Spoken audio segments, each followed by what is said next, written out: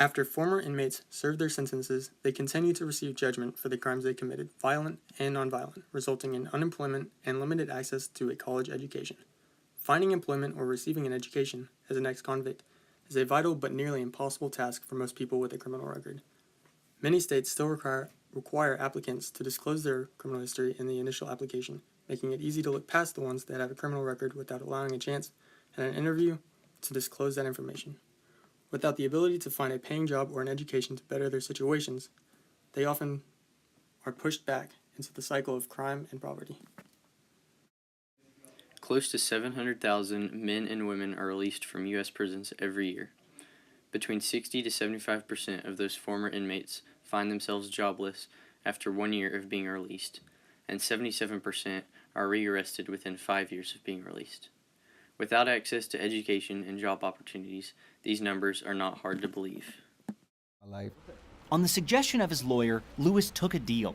For both cases, he pled guilty to a total of 3 misdemeanors and was sentenced to 5 years probation, no jail time. At that time, were you worried at all about how this might impact your future?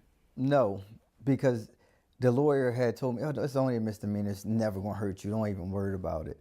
So no, I really didn't think that much into it at that point. A short time later, Lewis began looking for new work. He was overjoyed when he got a tentative job offer from a building company. I worked there for about a month, was honest with them, told them, what was on my record. They still hired me. We working. So I worked there about a month. They called me in the office and said, your record came back. We got to let you go. And that was it. Occurrences like these are not considered uncommon in the United States. Cases like this happen almost every day in its woods. Puts ex-convicts back in the situations that caused them to go to prison. Over 20 states have passed ban-the-box legislations to prevent these unfair judgments made by employers.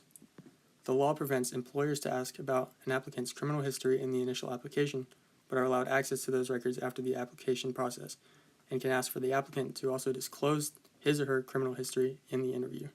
There is also still no ban on colleges from requiring a criminal record in the initial application, which prevents people from expanding their education and creating more opportunities.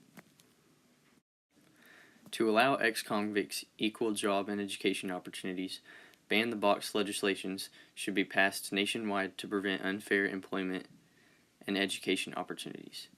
Schools that teach former inmates have also helped the employment rate for ex-convicts that never got an education. Having more accessible education for inmates and former inmates would also lower the number of criminals being arrested or unemployed.